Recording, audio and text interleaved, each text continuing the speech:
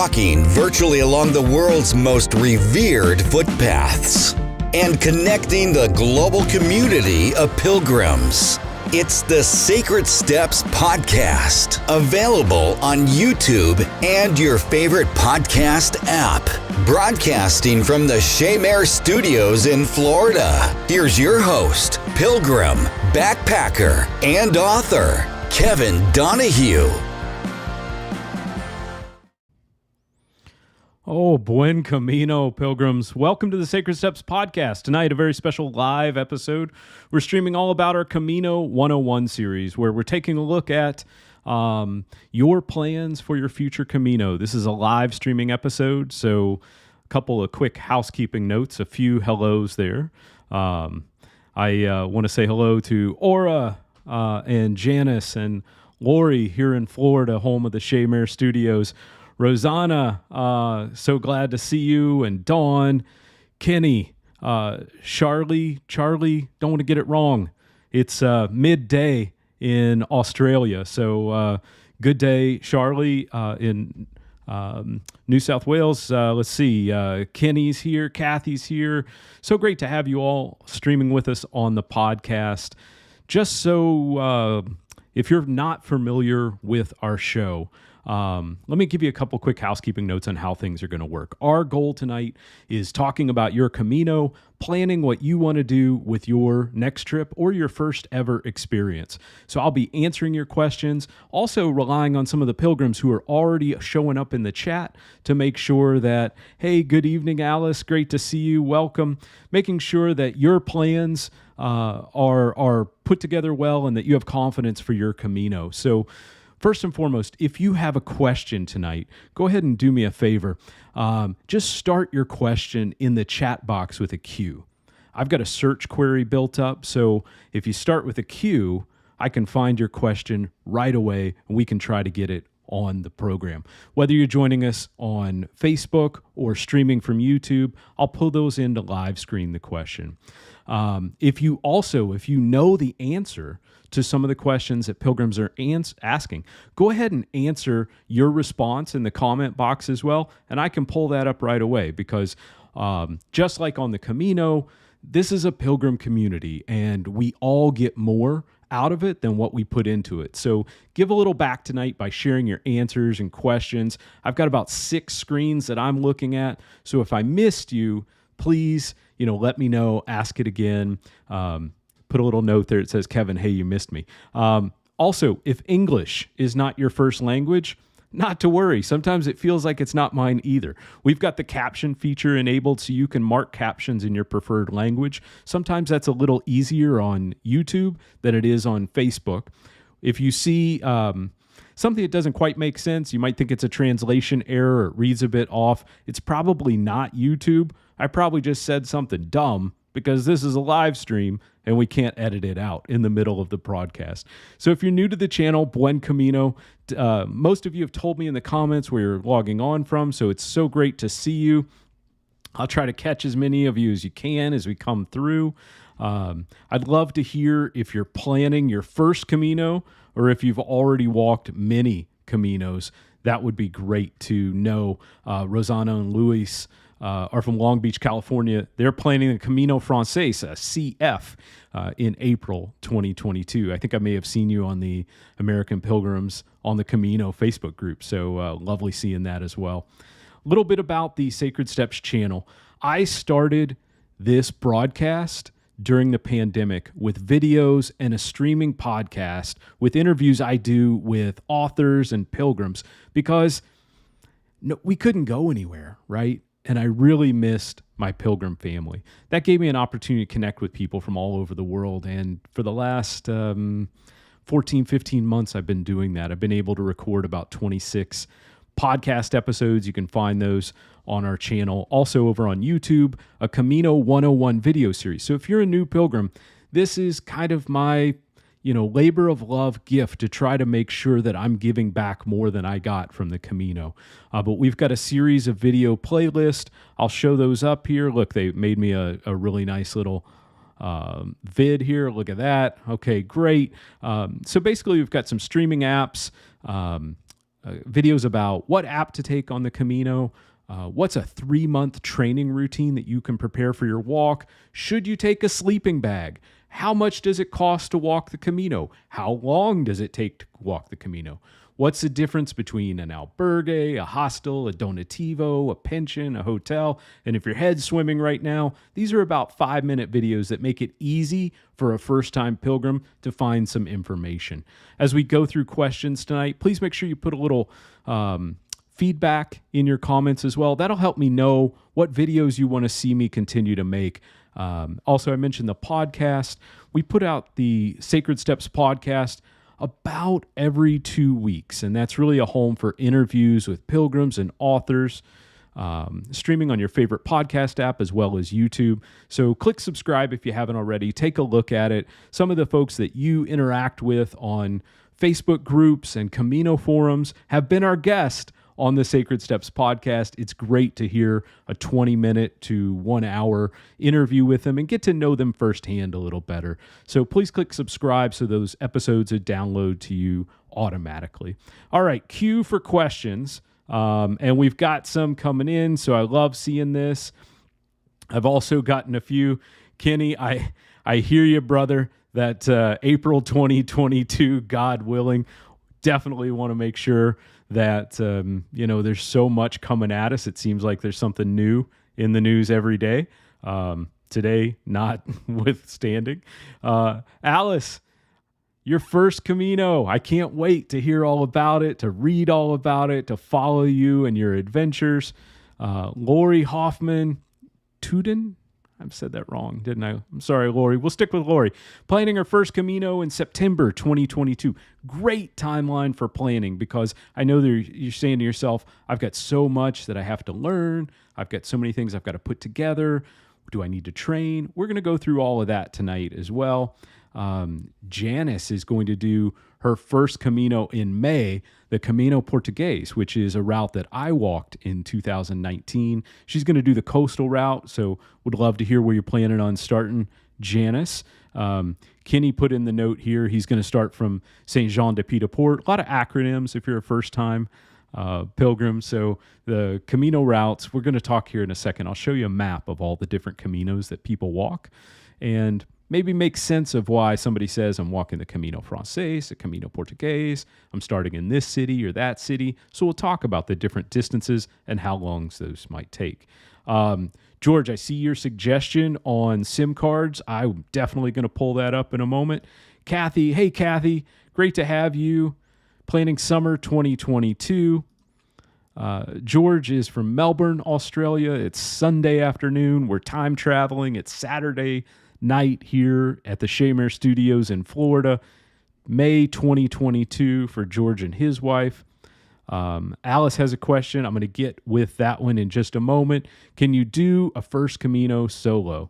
So let's pop into that in just a moment, Alex. Here we come. We're going to be going with your questions. I want to say hello and Buen Camino to a couple people who are hitting me on text.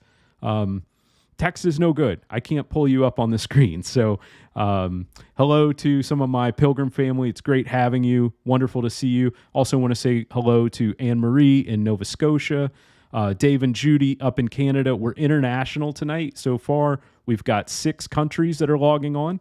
So I love that. For all of you who may be restreaming this broadcast, meaning you're not watching it tonight and you're going to catch it on a restream, maybe you got a big date night. Maybe you're asleep because you're in Spain right now. I will still do my best to respond to all your comments and questions that you post, even after our original air date. Or you can send me a note through our Facebook channel at Sacred Steps or online at www.sacredstepspodcast.com. Any links that I mentioned today, any books, any websites, any groups, I'm going to go back after this broadcast. I'm going to put them all in the YouTube channel. I'm also going to put them all in a Facebook comment. So if you just save this podcast, you'll be able to go back and get these resources that we talked about. All right, let's start with Camino 101. First, what is the Camino? Let me pull up a quick map here. So the Camino de Santiago, or the Way of St. James, as it's known in France, is a network of these ancient pilgrim routes all across Europe coming together at the shrine of the Apostle St. James in Santiago de Compostela.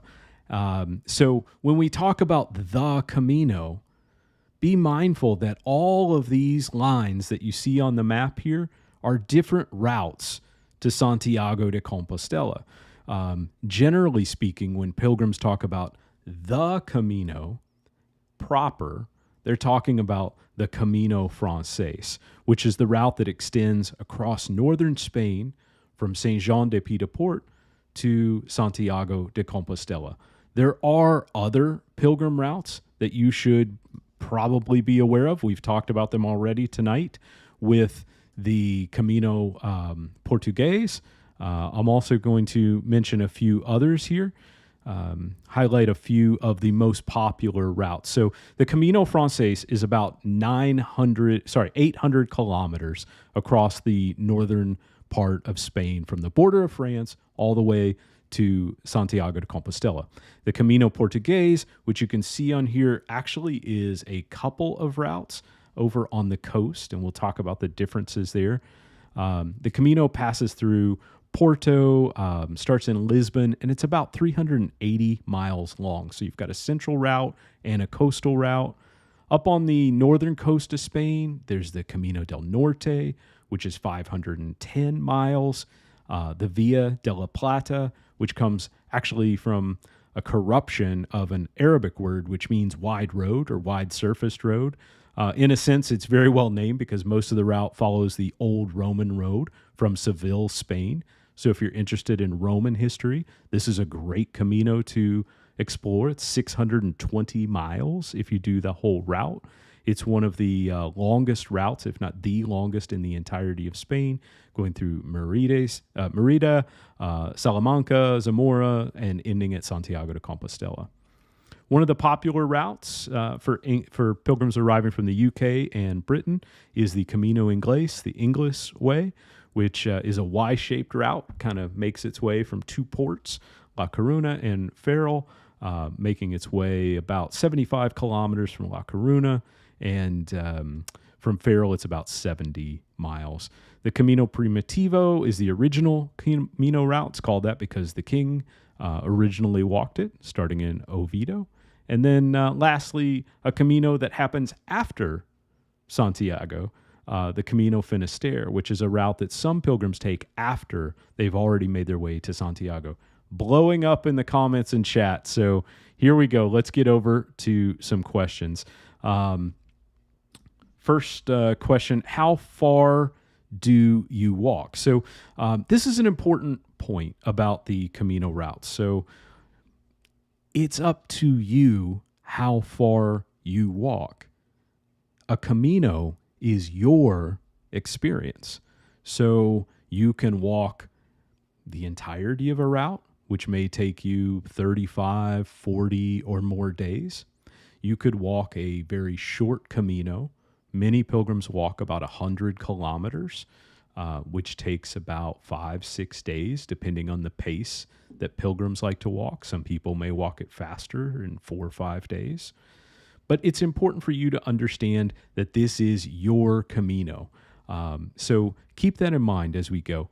Alice, let's go over to your question. Is it feasible to do a first Camino solo?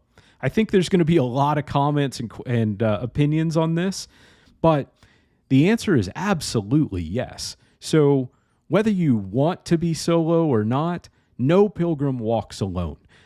You will definitely find your tribe. I did my first ever Camino by myself, and I thought to myself, I want some solitude. And I found it along the way. But I also found some great companionship from pilgrims in the Albergues as I was stopping for a coffee in the morning, as we were going through cafes, or even just as our speeds started to match. I found that there were times during the day where I wanted to talk to someone and really engage. It helped the day go faster. And frankly, especially if I was tired, being with someone changed my focus from the steps I was taking to maybe something interesting they were saying, some jokes we were sharing, or just the the sense of commonality as you are experiencing the Camino together. You certainly can do the Camino solo, but I think if I understand the intent of your question, you can pop it back up here, Alice. The Camino itself can be experienced in many, many different ways.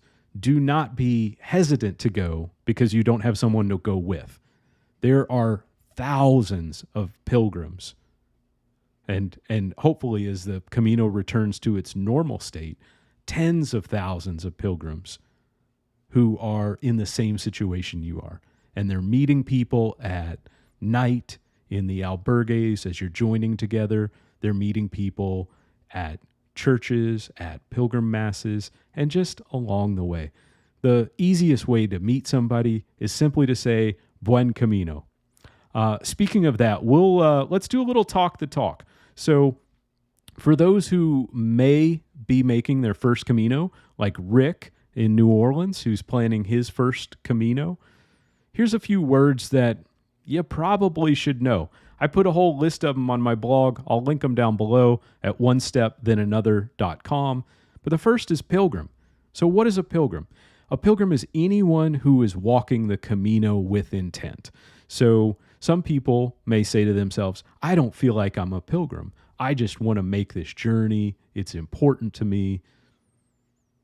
That is the definition of a pilgrim, somebody who makes a journey with intent. Those people who are walking the Camino, we call them Camino pilgrims. Those people who are volunteering on the Camino often are voluntario, wherever they may be working. So pilgrim is a good word to know. Buen Camino. Buen Camino is a little like aloha in Hawaiian. It means hello. It means goodbye. It means I'm glad to see you. It means farewell, my friend. It's a greeting that's literal definition means good way. The Camino de Santiago means the way of St. James or the way to Santiago. Buen Camino means have a good way, have a good walk. But Buen Camino on the Camino means hello, goodbye, I'm happy to see you, farewell, be safe. And sometimes it's said with different inflections.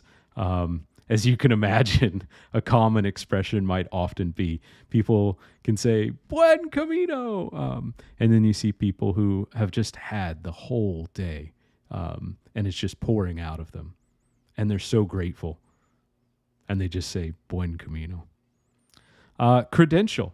So the credential is something that that pilgrims are going to carry. This is your pilgrim passport. I wish I had been so prepared.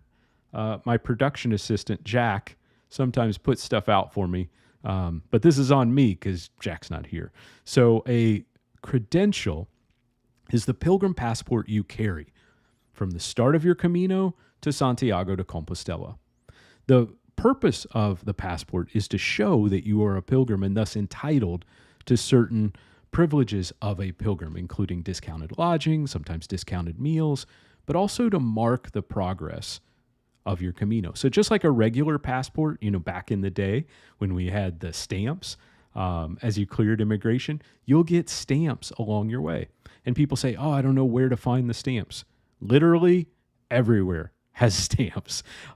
So bars, hostels, churches, libraries, police stations, fire stations, drugstores, bars. Did I already say bars? I feel like I got several stamps in bars along the way, but that's just because they happen to be there. So I don't want to disappoint the Spanish. So as you go, you'll be marking your Camino passport. It's important if you want to earn the Compostela, our next word, that you have 2 stamps every day, at least 100 kilometers from Santiago de Compostela. So as you get about 5 or 6 days out, you just get a stamp in the morning when you leave the albergue, and maybe a stamp as you get dinner or check into the albergue that night. I just said Compostela. Hey, I've got you, Lori. We're going to come right to that. I just mentioned the Compostela. So the Compostela is the certificate that the church issues to show the devout intention of your Camino. So if you are walking for a spiritual or religious purpose, if you walk 100 kilometers or more, and if you earn 2 stamps every day, the church will issue a Compostela. It is a beautiful document written in Latin, easy for me to say, that shows that you've completed the Camino de Santiago for the purposes of a religious experience or for your faith. You do not have to be Catholic to walk the Camino, and you certainly do not have to be Catholic to earn the Compostela. The only requirement is that you walk 100 kilometers, that you get 2 stamps every day, and that you wanted to walk for a spiritual or religious reason. If you're not walking for a spiritual or religious reason, hey, that's okay. The Pilgrim Office also issues what's called a certificate of distance, which shows that you completed your journey from start to finish. Some people, they don't need a certificate to prove that they made the walk, but for many, it's an important part of their Camino. It's called the Compostela. Last word, and then we're going to take a couple more questions here. Albergue. You know what? Let's get into Albergue because that's complicated in a moment. Coming back up to my cues. Gotcha, George. All right.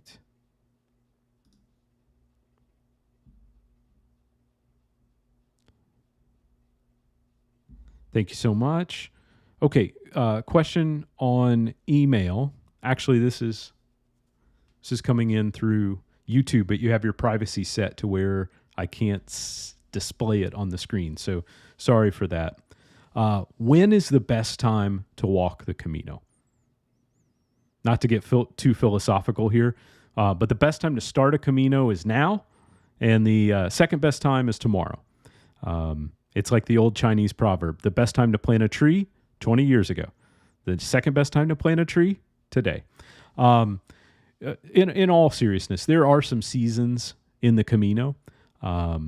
Generally speaking, the winter is the off season, especially for the Camino Francés, because that route starts in, let me pull up the map here. I'll see if I can show you a little bit. The map of the Camino Francés starts at Saint-Jean-de-Pied-de-Port, and then it goes over the Pyrenees Mountains. So you can imagine walking through the Pyrenees. In winter, it starts to snow. In fact, the webcam is already showing snow on the ground now, and most of the albergues have begun to close for the winter. They'll reopen as spring comes by, so you want to make sure that you're following closely by year. I don't want to give you any specific date for the accommodations at Orson or Roncesvalles because those are somewhat weather dependent. But a good guide would be probably in March, April, depending on the season. You want to check that. I'll put some resources down here where you can actually follow. Yes, Alice, there is a webcam. I will find a link to that and put that in. I saw last night on one of the Camino forums that there was snow on the ground already, which is a little early in early November to show that webcam at, it's actually it's located on the Pilgrim Albergue at Roncesvalles. Orison. It's at Orison. So I'll put that up in a little bit. Okay. Thank you, Jenny. This is one that I was going to come back to, and Jenny got it in there for me. Put that back in. What's the difference between an albergue, a hostel, and a hotel? So here we're talking about where are you going to sleep at night, okay? So along the Camino de Santiago, there is a series of church-run, of regional government-run, community-run, and volunteer-run albergues. An albergue is a hostel. So if you're familiar with a hostel, that's a communal sleeping environment. Okay, let me put this back up here if I can. There we go. That's a communal sleeping environment, meaning that you're sleeping with other pilgrims. Now, pre-COVID, we all thought this was the best thing ever. I mean, except for, snoring and sounds that pilgrims generally make when they're sleeping, albergues were great because that was where you were going to meet people, share stories, and do all of those things. Since COVID, the capacity of the albergues has been greatly reduced. In some instances, it was that all the albergues were closed. And then as COVID mitigation efforts took hold in Spain, they reopened many of the municipal albergues, the government-run albergues, and those were at a 30% capacity and then a 50% capacity. More recently, albergues have been allowed to go to a 75% capacity with some restrictions. So just like maybe in your country, there are some cleaning restrictions. There are also some instances where if albergues go to 75% capacity, at pilgrims, all pilgrims must show vaccination and things of that nature, which helps them to be more confident in the measures they're taking. I should mention a little about COVID. There's some links that I'll put in to follow the updates on COVID, but frankly, it changes very quickly. The measures in Spain have been aggressive. I say that as someone in Florida, where essentially, not that you would want to, but you can go out and lick an ashtray if you want right now. We have very few restrictions in Florida versus the rest of the world. And I'm talking about masks. I'm talking about testing. I'm talking about vaccination proof. All of those things are required in Spain in various levels. So right now, if you're fully vaccinated, you do not need to show your health card as you go in because you've already come into the country, but there may be mask requirements when you go in. So just be aware that as the COVID pandemic evolves, so will mitigation and restriction. So that's an albergue. An albergue essentially is a hostel. The difference between when we say albergue and hostel in Spain is that we're often talking about a municipal albergue, meaning that it's run by the government. It has very exacting standards on capacities, on how often things must be refreshed, what a pilgrim will receive when they check in. And sometimes when we say hostel, we mean that that's maybe owned by a private individual and they have dormitory style accommodations. So there may be a bit of a difference. Albergue is almost always a public oversight, and hostel is generally private structure. Donativo is a private home or private room, much like an Airbnb, where you are staying, and the situations can be vastly different. It could be that you're in a private room in a mansion. It could be that you're also in a communal dorm, but you're paying usually the church running donativos based on what you feel the accommodation deserves. Now, usually that's going to be 10 euro to 15 euro, maybe 20 euro if a meal is included per night. Hotel, I think we're all familiar with the concept of a hotel. That's a for-profit organization that is trying to run their facility to their specific standards. So if you've ever stayed in a Marriott, that's what we're talking about when we say hotel. Thanks, I appreciate that, Jenny. All right. Sleep system. I see you, Kenny. I see that one coming in. Thank you for that. I appreciate it. All right. So that's kind of when to walk and where to stay. Christina from the American Pilgrims on the Camino Facebook group. Do I need to pre-book my lodging before I leave the States and make a strict schedule? Or can I do it as we arrive in each town? This is the $1 million question of all pilgrims. And in many ways, it defines who you are and how you feel comfortable with change in your environment. So, do you need to pre-book before you leave the States? I'm going to suggest to you that your first night, you should pre-book so that you know where you're going, you know where you're staying. Some pilgrims do not pre-book ever. Some pilgrims now with COVID and some of the reduced accommodation capacity want to pre-book every night. I'm going to suggest that you pre-book at least your first night, even if you're not a planner. And here's why. We don't know what the restrictions in place might be. So if you have a reservation, that means you have a bed and you know where you're going that specific night. So if you're going to St. John de Pied de Port, there are a lot of accommodations in town. There's enough for everyone. But if we have restrictions, it's better to know where you're going than not. Regardless, for 1,000 years, the Spanish people have welcomed pilgrims into their country and in many instances into their home. So if you find your way to a city and from the borrow a biblical metaphor, there's no room in the inn, they will find you a bed. And it may be at someone's home. It may be on a mattress in a fire station. That was an accommodation that I had one night. It could be that the Pilgrim office knows a hotelier who will give a room the last minute for a very low cost to a pilgrim. It could be that there's some rooms that are just ready on the side, and,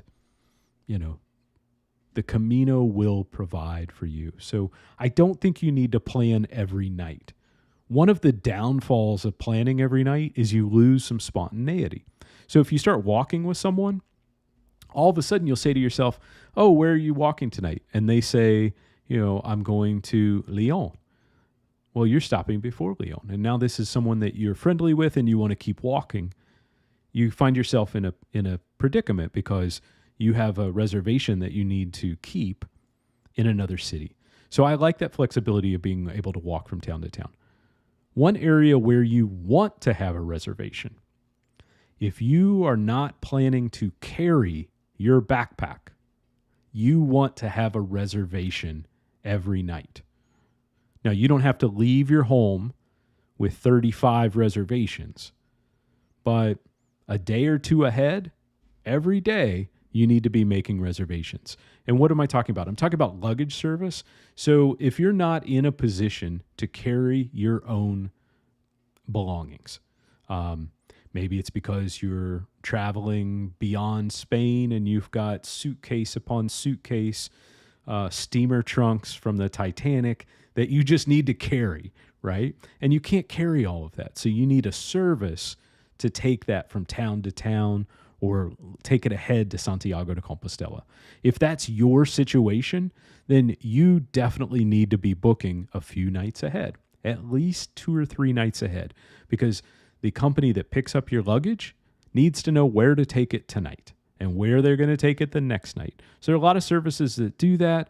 I have not used them, but many, many pilgrims do. So I will put some references in the chat box tonight and some comments. If you've used one before, please go ahead and put it in the comments as well. I'm getting behind on comments. I'm sorry. It looks like there's about 35 or 40 waiting in the queue. So if I haven't gotten to you, I am going to get there. But if you are planning to have someone do luggage service, then you do need to book ahead.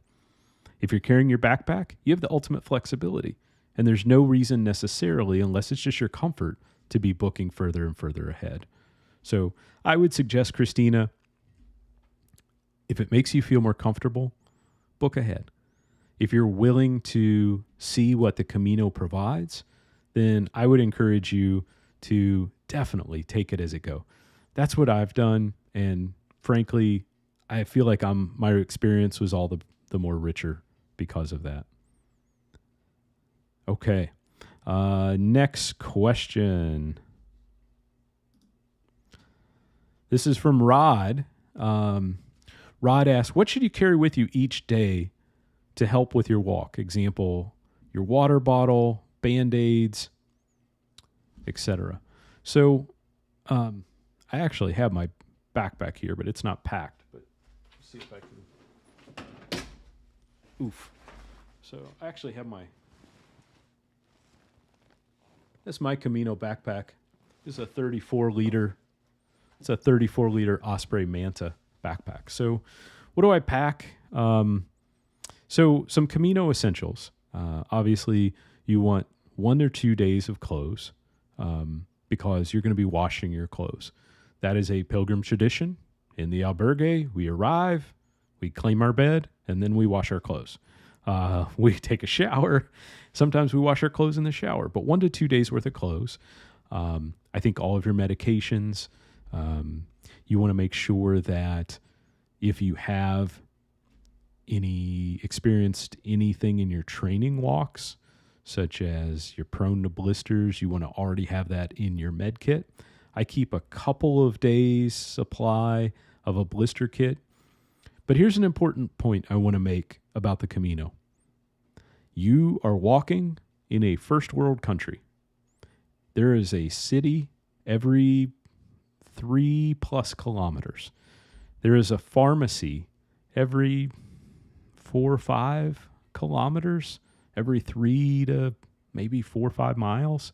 There's an opportunity to restock those things you need. So in my kit, I have a couple of Band-Aids. I have some triple antibiotic ointment, just a little dab of that cream. I have things that I like to carry for blisters that I don't always know that they'll sell in the pharmacy. One of the things I like to carry is a bandage called Compede, which you can find throughout the EU. You can find in the United States as well. It's a celluloid bandage that basically covers a blister. I've been very lucky. I have a system that I use, and I have not gotten any blisters. I just came back from 3 walks in the UK in September and October. And again, I've been a walker and a hiker since I was a Boy Scout, and I've been using the same system. So, knock on wood, no blisters. A couple other things that I would also suggest.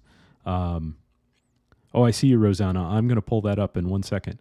A couple of other things I would definitely suggest that you have in there. Some kind of light snack that you like to carry with you. For me, every day, it was just an apple. That was one of the highlights. I don't eat apples at home, but when I was in Spain, I really wanted to grab an apple every day or some fresh fruit as a snack. A couple other things I keep in my kit. I keep my charger cable for my phone. I think a phone is important. It's a good way to stay connected to your family, stay connected with what's going on in the world. Also, it's a good way if you were to be injured. You can keep your insurance documents. You can keep all of those things together in one place on your phone. If you needed a call for first aid, you could do that using your phone. If someone else needs first aid, you can call on their behalf. And let's be honest, Camino is beautiful. I think that's, I see that, Kenny, I'll get it. The Camino is beautiful. Spain is gorgeous. I had no idea as I was walking through Portugal, the intricacy of the painted tiles. The tile work in Portugal was so amazing. I took so many pictures. So, some people they say, oh, don't bring your camera. And I say, or don't bring your phone. I say, absolutely bring your phone. It's the best camera you could ever need. I also have some apps. So I have 5 apps that I recommend that you have on your phone at all times. And I put in the over on our Sacred Steps YouTube channel, I put a video in the Camino 101 series called 5 Mobile Apps for the Camino de Santiago. So if you're not subscribed over on YouTube, please go ahead and do that as well. Let's see. So we talked about having the belongings moved for you. Rosanna says that her sisters used the company Follow Happiness twice along the Camino Portugues. They were happy with luggage service and modest hotel accommodations. My boss, ding, recommended Anda Spain. Let me pull that back up so you can see that for those who want to make a note of it. Thank you so much, Rosanna. I appreciate you contributing that. So there are some different services that provide luggage service. Follow Happiness is a tour company provider. So they provide you the hotel accommodations. They're kind of a soup to nuts organization. So if you want luggage service, they do it. If you need transfers from the airport, etc. And there are a lot of providers that have similar offerings. Anda Spain is another. There are several that are like that. Question, Kenny, what is your feet regiment on a daily basis? Now we're getting personal, okay? So let me tell you first my shoe system, because my shoe system is the most important part of my foot regiment. So, straight talk here, Pilgrims. Here we go. The first thing I do in the morning is I put a petroleum-based product called Body Glide on all of the knobby areas of my feet. So the ball of my feet and my heels, the sides of my foot a little bit, but this is called Body Glide. They also make a product called Foot Glide. For some reason, they charge more for Foot Glide. I'm pretty sure it's the same thing. I've been using Body Glide on my feet since at least 10 years. And the purpose of putting the glide on your feet, some people like Vaseline, some people like other things. I find Vaseline to be too greasy. And I'm funny that way. I don't want squishy feet. So the purpose of my shoe system is to eliminate friction. Okay. So the way that blisters are going to form is when your skin becomes wet, and friction is being created, that heat is going to rub a blister on your epidermis, and you're going to get the irritation, and then slowly that'll evolve to a blister. That's friction induced. So I want to eliminate that friction. So I start with Body Glide, and then I wear a wicking sock. And I've actually got it on One Step Then Another, my blog, but it's a Fox River brand wicking sock, polyester, quick dry fabric. There's probably 100 companies that make a similar sock. I've used Fox River for, I don't know, maybe 5 or 6 years. Been very, very happy with their socks.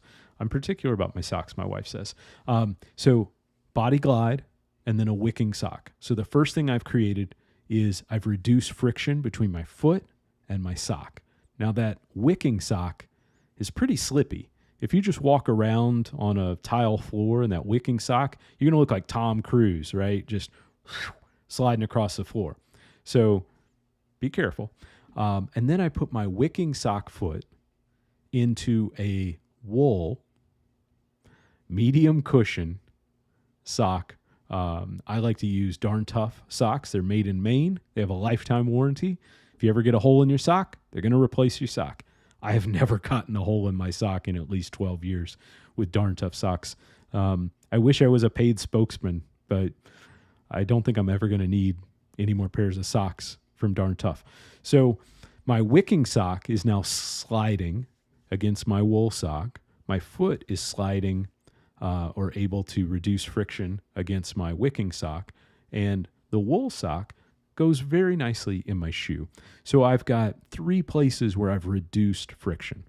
Am I going to get a blister? Generally, I don't, but it's possible, right? It's possible you could, especially if you get debris in your shoe, such as a rock or some dirt. So if you feel something, go ahead and get it out. The other thing I like to do is cool my feet. So part of that foot routine that you asked about, I take my shoe off when I stop for a break, not in a cafe. I don't put my feet up on the table or anything, but if I'm outside and just having a walk, eating my apple, I will take my shoes off and I put them up on my backpack. That gives me a chance to elevate my feet a little bit, change the way the circulation is going, and also to dry my feet and get a little bit of coolness back into my feet. I do not wear a Gore-Tex shoe, a waterproof shoe, because I want the most ventilation going through my shoe. I am not going to talk about shoes tonight. My very good friend and Pilgrim Camino guidebook author, Sandy Brown, he and I sat down one day, we had lunch, and I think we talked about shoes the entire time. So I can go a little deep on shoes. I will tell you the best thing you can do for your shoe system is to go to a running store and have your foot professionally sized. I grew up with my mom putting my foot in that little metal bracket thing and trying to figure out what size my foot was. And that worked when I was 6 or 7 years old.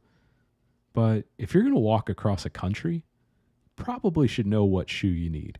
And not because somebody recommended on the internet, not because 12 people in your Facebook group wear it. You should probably wear that shoe because it fits your foot the best. So you wouldn't wear someone else's dentures. You probably should get your own shoe size. That's all I'm going to say about that. I do have some recommended brands, but goodness, I don't think I'm going to put you through all of that. All right. Another question. How do you budget for social events like a night out drinking? Is peer pressure a problem? Great question, Peter. Let's talk first about budgeting for the Camino, and then we'll also talk about social events and peer pressure. So I presume when you are asking about budgeting that we're talking about a day-to-day budget. Generally speaking, and there's a fantastic Camino 101 video on the Sacred Steps YouTube channel about this that shows the that shows exactly what all of the expenses are for the Camino. So your albergue, generally speaking, prices have gone up a little bit because of inflation and because of COVID, but you're going to expect to be paying €10 to €20 a night.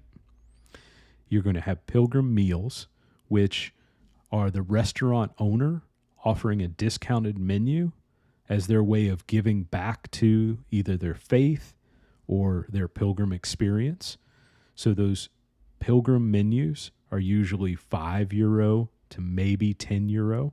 Often they will include your choice of a beverage, soft drink, a glass of wine, vino tinto. Maybe that's one of the words that we should have talked about before, or a cerveza, a beer. So you may have your choice of a non-alcoholic or alcoholic beverage in those price points. You're also going to be budgeting whether you want to wash your own clothes or have your laundry done for you. If you want to have your laundry done, it may be €3 to €5, depending on the load size that you have. I wash my clothes daily. Other expenses, you've got some transportation expenses. Obviously, nobody can tell you how much it's going to cost you to get to your starting point in Spain or to get back home. But make sure that you plan for airfare, transportation to your first night albergue, transportation back to the airport. Those are things that you can account for. It's a great website called Rome, the number 2, Rio.com, Rome2Rio.com. It'll tell you how to get from anywhere to anywhere and tell you what it's going to cost. So that's a great way to budget that. Now, the core of your question was, how do you budget for social events like a night out drinking? I think you have to know yourself and how often this is something that you might want to do. So if you're with Pilgrims, red wine, especially Spanish red wine, is extremely inexpensive. €1 or $2 a glass. A nicer bottle of wine might be a little more. Buy a whole bottle of more. It kind of, many people along the Camino drink red wine or white wine, vino blanco, vino tinto. If you are drinking beer, cerveza, it's going to be a couple euro, depending on the brand, per beverage. Is peer pressure a problem? Again, if you're talking about peer pressure to maybe go out socially, peer pressure is really not a problem on the Camino. This is not an experience that's dedicated to debauchery, right? Most of the people who are walking the Camino are doing so to solve something in their life, I think has been the common experience through our Pilgrim podcast. And many times they don't know what it is. And so when you have emptiness, sometimes you fill it with other things. And, maybe that's going out drinking or what have you. But I don't think most people are setting out to, make it a rolling fraternity party, as we would say, in the United States. So I love a good fraternity party. I love a good glass of beer, a good glass of wine. But my routine for the Camino was I got in, I took my shower and washed my clothes, I had dinner, I was exhausted from the day of walking, I had some laughs and some dinner with people, and then turned in for the night. There weren't too many nights where I stayed for a couple of extra glasses of wine or anything like that. And, I'm an old guy.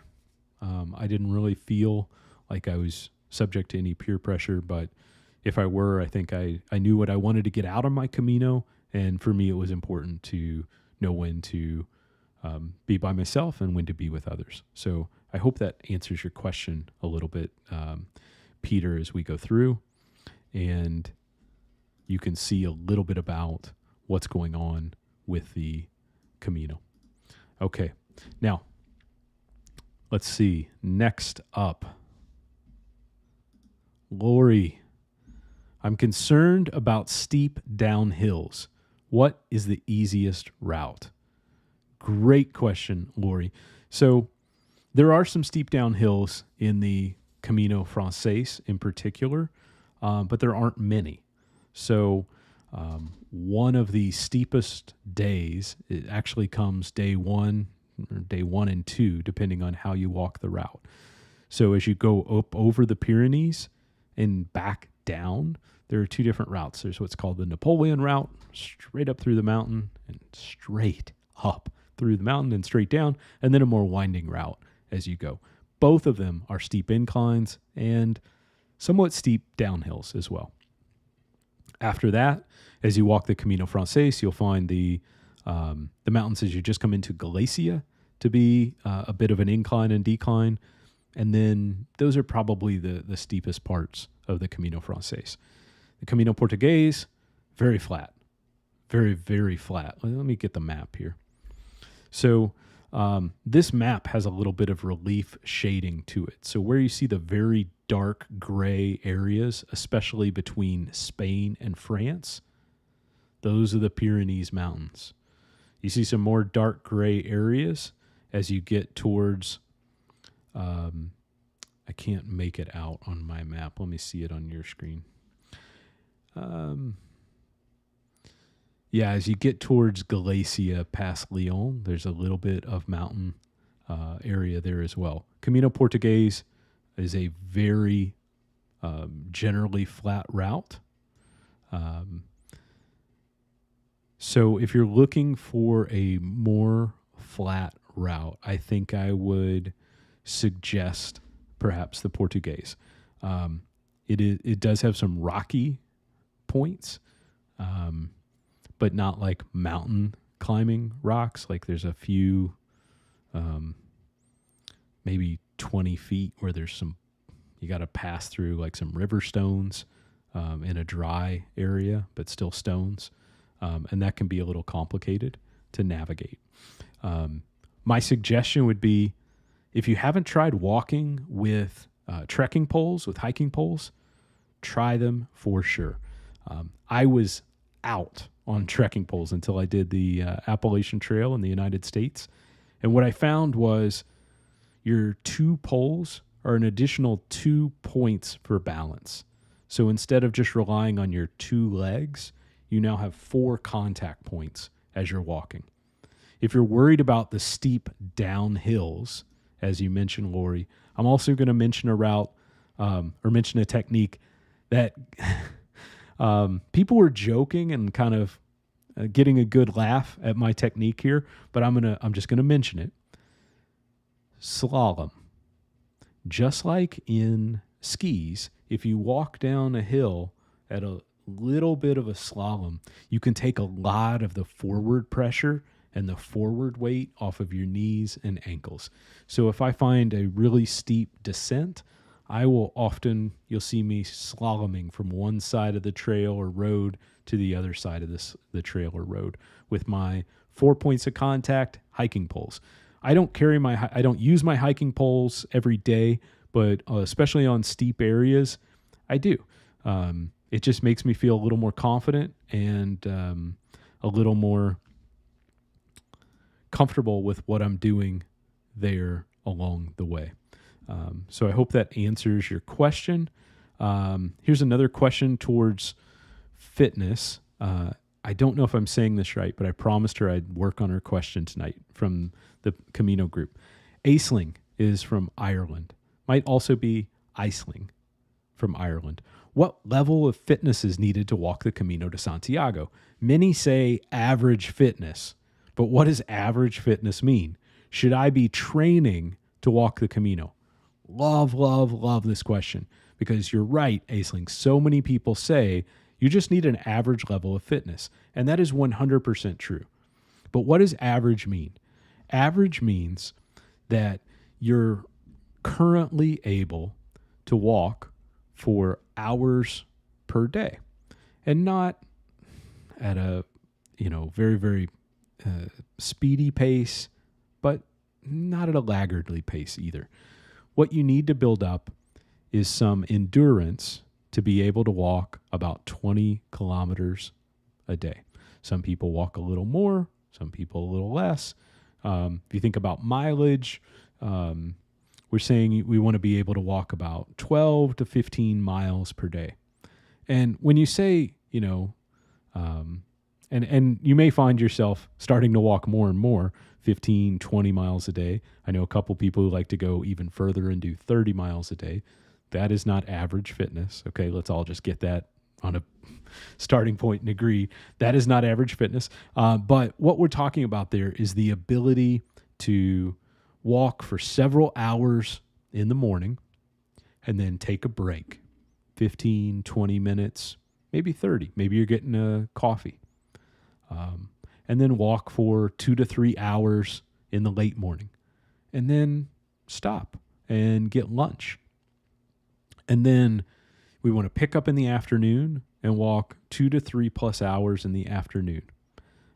Take a break, and then maybe another hour after that. So what are we talking about there? That's, 2, 4, 6, 7 hours a day of walking and carrying either a day pack or your backpack rucksack. So what do you need in order to attain that average level of fitness? That, for most people, is an above average level of fitness, right? I mean, if you had to do that today and walk yourself to the market and grocery store, would you be ready to go and carry your groceries home? Some people wouldn't. And to be honest with you, before I started doing a lot of these walks, I really wouldn't either.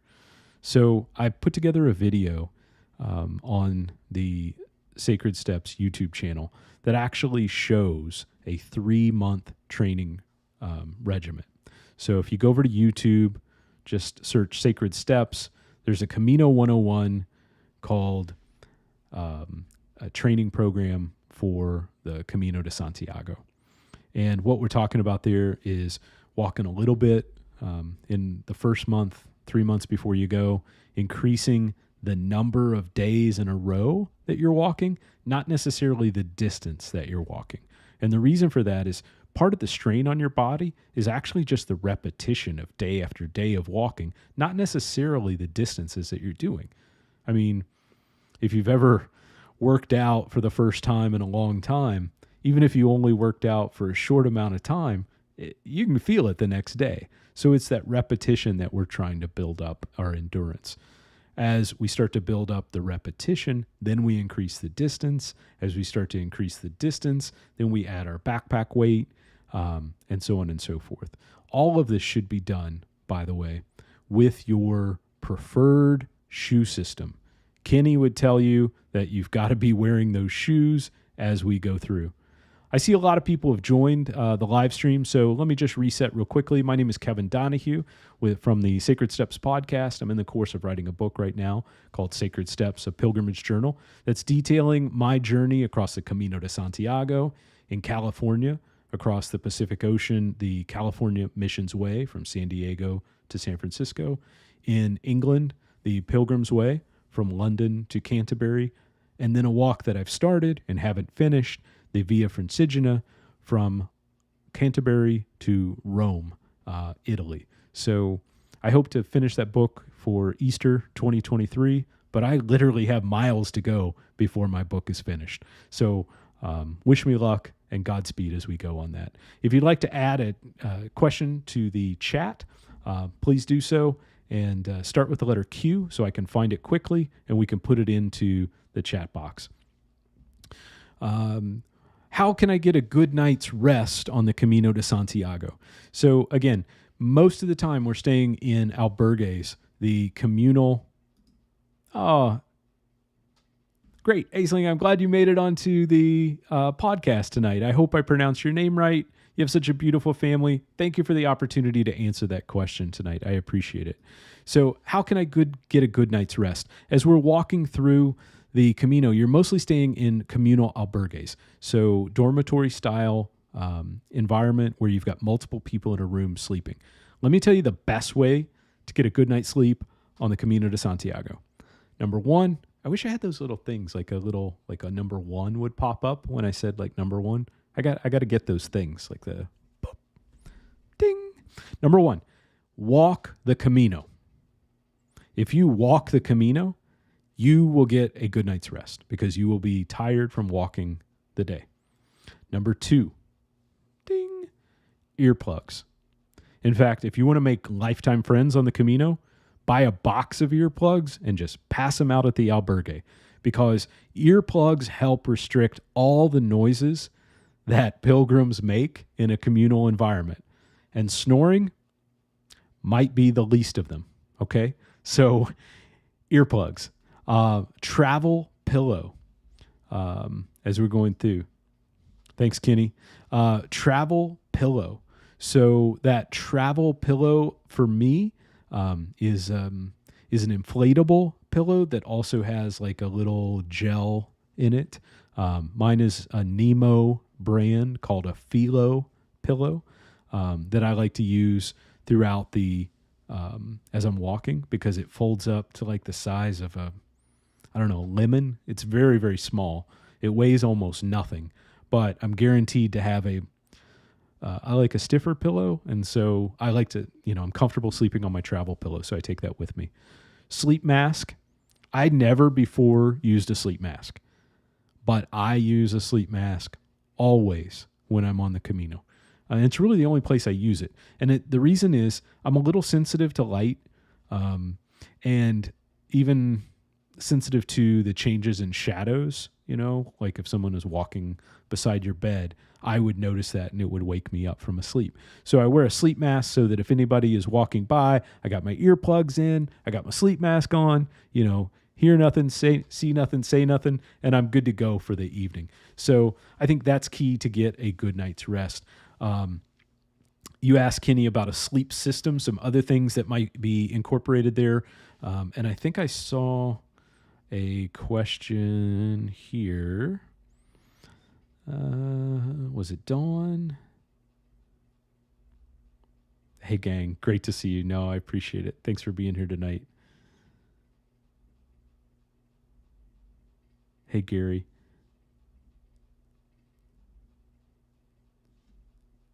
Oh, it was Kenny. Sleep system.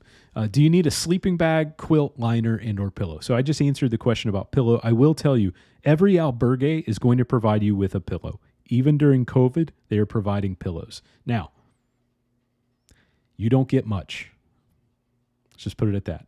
That pillow is usually has a paper fabric liner, and it is not very comfortable.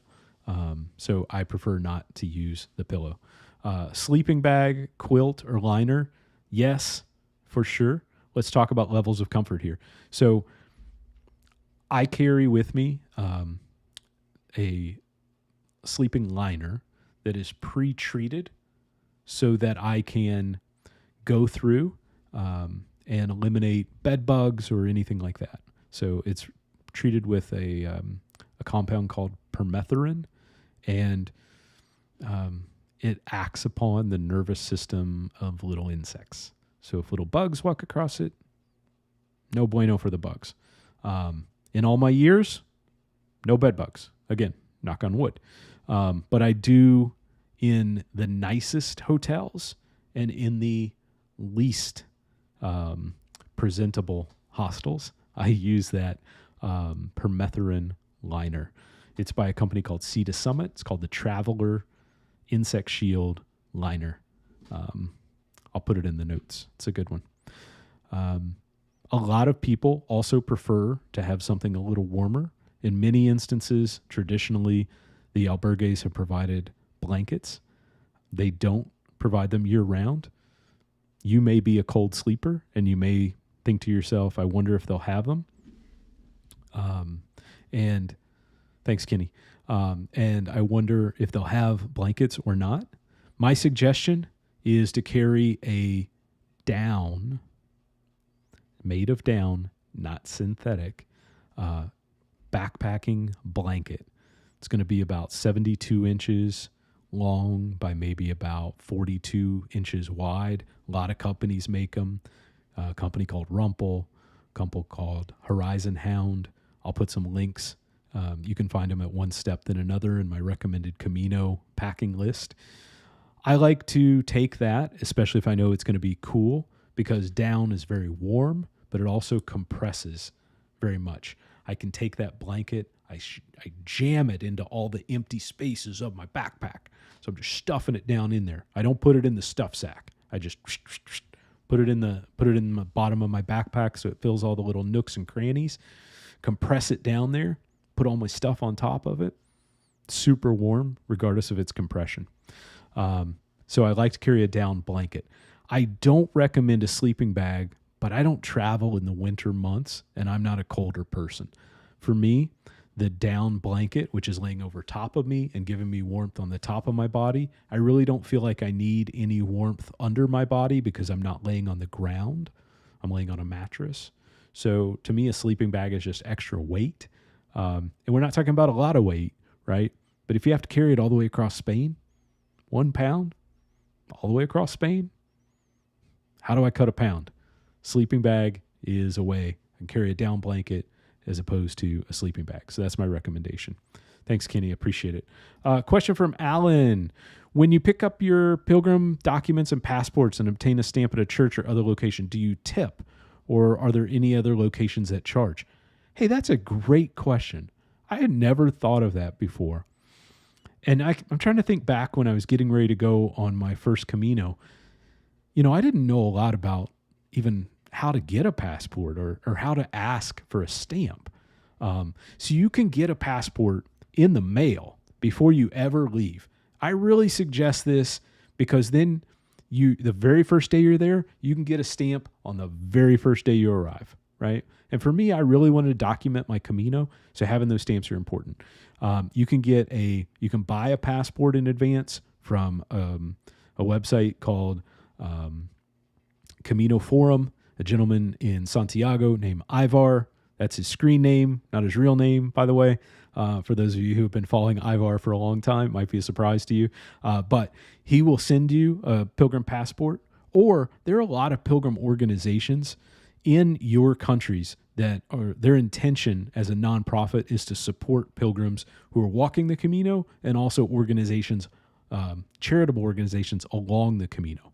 So in the United States, we have the American Pilgrims on the Camino. Many of you may be members of their Facebook group, but you can join the association and receive much of their benefit. One of the best benefits is that you're helping to support albergues as they do enhancements, and they also help put volunteers over into the albergues and into the pilgrim office in Spain. But the American Pilgrims on the Camino will send you free of charge. They do ask for, cover the mailing cost, free of charge, a pilgrim passport straight to your home. The Confraternity of St. James in the UK, the Australian Friends of the Camino, the Canadian Company of Pilgrims. I know we had some Canadians on. Hello, everybody.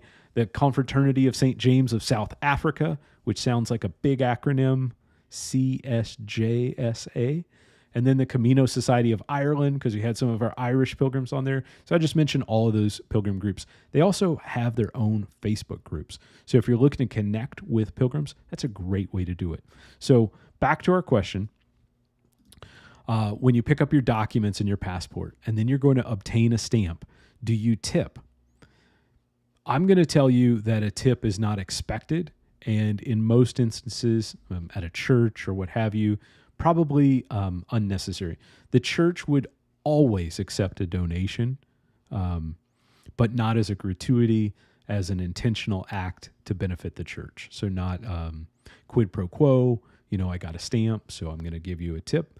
They would, I think, love it if you just were in the church and felt moved to put something in the donation box. If you're in a bar and you want to tip your wait staff, gratuity is not a normal circumstance, but there are so many travelers from outside of Spain that tip. It's certainly not unusual, but no one presents the Pilgrim stamps with the intention of receiving compensation. So there are a few very artistic Pilgrim stamps. So that's a circumstance where you may feel moved, like somebody spent a lot of time maybe with candle wax and making a stamp for you. And I've seen some very ornate stamps. I would definitely want to tip somebody if it was an artisan effort they were making, but most of the time I didn't feel compelled to tip, and would love to see if anybody else felt much the same. So thank you, Alan. I hope that answers your question. You can get a Pilgrim passport at any church along the way. Many of the tourist offices in the towns along the Caminos will also have Pilgrim passports that you can pick up. The tourist office is a great place to get a stamp to, because they know exactly what's going on in town if you're trying to find an albergue or a cafe when it's a very busy day.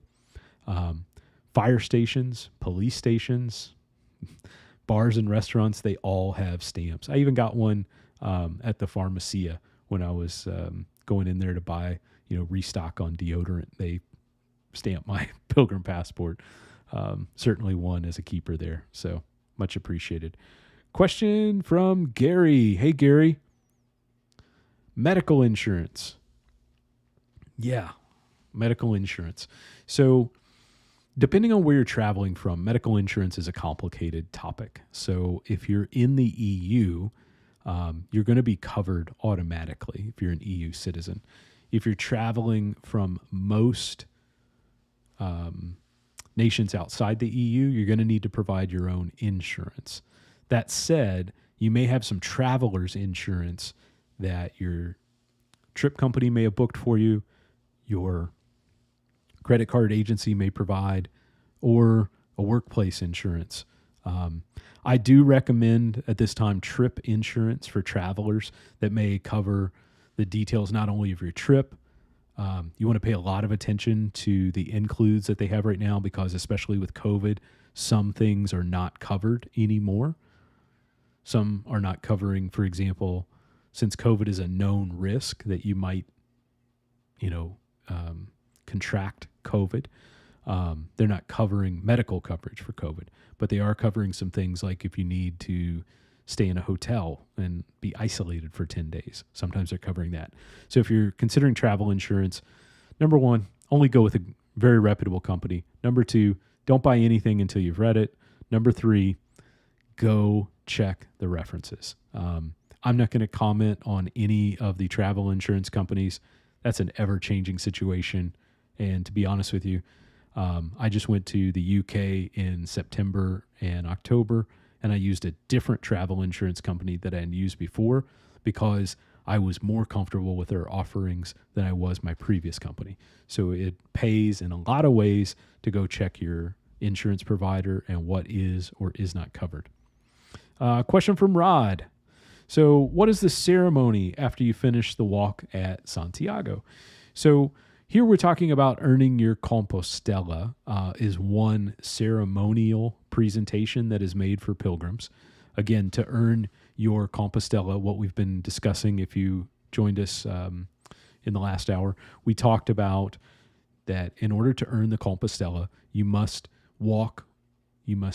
explain that you're walking for religious or spiritual purposes, whether you're a Christian, whether you're a Catholic or not. You can be of no faith whatsoever. There are pilgrims of every faith around the world, Sikhs, Muslims, Hindus, whatever your faith. If you're walking for spiritual purposes, that is requirement number one to receive the Compostela. Requirement number two, is that you have completed 100 kilometers in your walk. And requirement number 3 is that you've received 2 stamps daily. So if you've done all those things, spiritual, 100 kilometers, and 2 stamps daily, you can receive the Compostela in the Pilgrim office. So you go to the Pilgrim office, and they now have a queue to reduce the number of people that are in the line. They have a queuing system where you'll get a number and you'll kind of come back when it's close to your time. So that's quite convenient. But it does slow down the process quite a bit from the old days. So you'll get a number and you'll come to the Pilgrim office. They will ask you your name. They'll ask you, have you walked? They'll say, what is the purpose of your walk? And if you want to receive the Compostela, the answer will be for religious or spiritual purposes, whichever you feel comfortable saying, or if you have, whatever is on your heart, whatever you chose to walk the Camino, they'll want to have some insight into your journey. They'll look at your Pilgrim passport, confirmed where you started. They'll ask you where you started for you to confirm it, and they'll look at your stamps, and then they will write your name in Latin on the certificate and hand it to you. It's not a ceremonial process, like a university graduation. They don't call out your name and you go up and receive something. It's a one-on-one interaction with a volunteer who's going to confirm that you're eligible for the Compostela. All that said, I really did find it to be I got to be careful not to make myself emotional. I really did find it to be a very important part of my journey, that someone was recognizing something that mattered to me and something that I had done with great intentfulness. And I think you can tell even now, that meant a lot to me. So it wasn't ceremonial, but it was really important. And I think for pilgrims, not everybody has the same experience. I know that some people, aren't as easily moved to emotion as I am. But if you have the Camino on your heart, consider getting the Compostela. Another ceremonial type finish in Santiago de Compostela, Rod, is to attend a pilgrim mass. So this is a dedicated church service at the Cathedral de Santiago in which they recognize the pilgrims who have walked to Santiago. Many years ago, they recognized the pilgrims by name individually. That is not done anymore.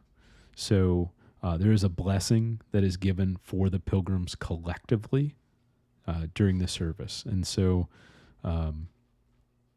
that's a very moving service as well. Many people like to see if they're swinging the Botafumeiro, you may have seen in movies or in YouTube videos, the swinging, can't come up with a simple word here, with the smoke and herbs in order to purify the sanctuary. It's very fascinating, but originally, that was to keep the smell down from the pilgrims and the, wee heathen masses that were coming to the cathedral, and to also make reduce disease and things like that. So now it's ceremonial in that the Botafumeiro swings. Doesn't swing all the time. It's usually done on special occasions, sometimes by donation. But that's a really moving experience. I didn't get to see the Botafumeiro when I walked to Santiago last. And I don't think it changed my Camino, but I know some people, that's a really important part of their experience. If you've watched the movie The Way with Martin Sheen, you may have seen that in the movie previously. So that's something that, some people are very interested in seeing the Botafumeiro as they go. Let's see. Couple more. We got a couple more before we jump off of here. We're starting to run late in the United States. So a couple last questions. If you got any more or comments, let me get them in here. Where can I find more support on the Camino de Santiago? So I mentioned already the Pilgrims group, the American Pilgrims on the Camino, the Confraternity of St. James. In Canada, you've got the Canadian Company of Pilgrims, the Camino Society of Ireland, Confraternity of St. James of South Africa. Online, there's a great community forum called Ivar's Community Forum. That's at, we'll put the link on the website there as well, but Camino Forums is the website. And then on Facebook, there are a lot of groups. Every major route that we've been talking about has its own Facebook group where people are primarily focused on that Camino. And they're providing questions and answers and feedback. And often the most timely information is either taking place on Ivar's forum or in one of these, specific route groups. Other Facebook groups include the American Pilgrims on the Camino. And I want to say for the ladies, the Camigas group, Camigas, Camigas is a great group to follow because generally those are women helping women. And that can be questions and answers that are pertinent for female pilgrims, but also questions. I see people who meet up with one another because they were planning to walk the Camino alone, and now they have someone to walk with because of the Camigas group. So that's a great way. Where else for support and information? The Camino Guidebooks. There's a great series by John Briley on almost every route. Englishman John Briley, he's done a lot of them. An American, all-around great guy, Sandy Brown, is the associate publisher for Pilgrimage at Cicerone Press. He's got a fantastic guidebook out that's just recently been updated for the Camino Frances, as well as some others. And then some books that you might be interested in. One of the best books on the Camino experience is The Pilgrimage by Paul Coelho. I think a lot of people have read that book and been moved to walk to Santiago de Compostela. Many will remember the book The Camino by Shirley MacLaine. I'm not a Shirley MacLaine guy, but a lot of people like that book. I want to highlight some of the authors who are in my Camino authors group on Facebook as well. Claude Trichant, her inspiring book of walking the Camino from France to Santiago de Compostela is called Boots to Bliss by Claude Trichant. That's a book I would, if you're thinking about the Camino and you're not sure you can make it, Claude's an inspiration for every age, every person. And I want to say hi to my friend Claude in Australia. An Irish author. We had some Irish folks joining earlier. Thank you.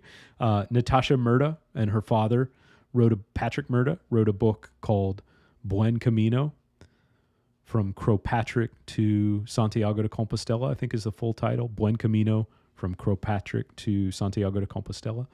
It's a father-daughter story about connecting on the Camino de Santiago when Natasha was a 16-year-old girl and her father was a 50-year-old man.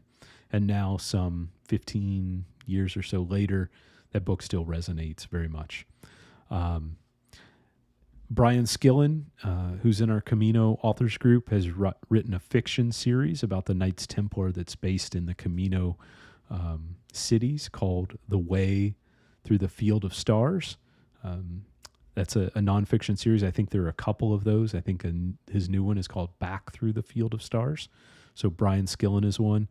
And then about the Portuguese, which came up earlier, I want to mention a Portuguese book. Roy Upchurch has recently written a book called On the Portuguese Way. So he's another Camino author, Roy Upchurch, On the Portuguese Way. So those are some great books to get. Congratulations, Claude Tranchant, too. She just won honored French Woman of the Year in the arts in Australia. That's probably not the title. I'm sorry, Claude. I just remember you got a fantastic award for being the highest recognized French woman in Australia as a writer in your discipline. Her book is Boots to Bliss. Her follow-up to her bestseller is called Boots to Freedom, which highlighted some of her other walks and a return to the Camino years later. Ladies and gentlemen, I'm Kevin Donahue. I have had a great time with you tonight talking about the Camino de Santiago. I hope we've answered some questions that will help you plan your very first Camino. If you are interested in hearing stories of pilgrimage told by those authors and pilgrims who have returned from your journey, join us every 2 weeks on the Sacred Steps podcast. You can find it on your favorite podcast app, as well as here on YouTube. Speaking of YouTube, we have our Camino 101 video series streaming, which is a great way to find tips and information on the Camino. It has been a pleasure talking with you tonight, and I cannot wait to speak to you again soon. Thank you so much for your comments. My name is Kevin Donahue. I'm here from Florida. I hope you have learned a little bit tonight about your Camino. If you have any other questions, please email me at kevin@sacredstepspodcast.com. Visit the Sacred Steps Facebook page, and I'll respond there, and see us on sacredstepspodcast.com. Thank you so much for being with us tonight. I look forward to seeing you again soon. Most importantly, Buen Camino.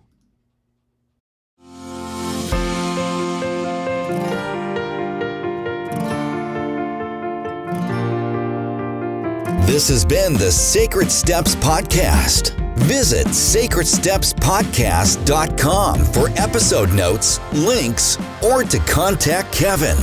Watch us online on YouTube. We read every comment. Please add your review and feedback. Before you go, tap subscribe to have episodes added to your playlist. Until next time, Buen Camino.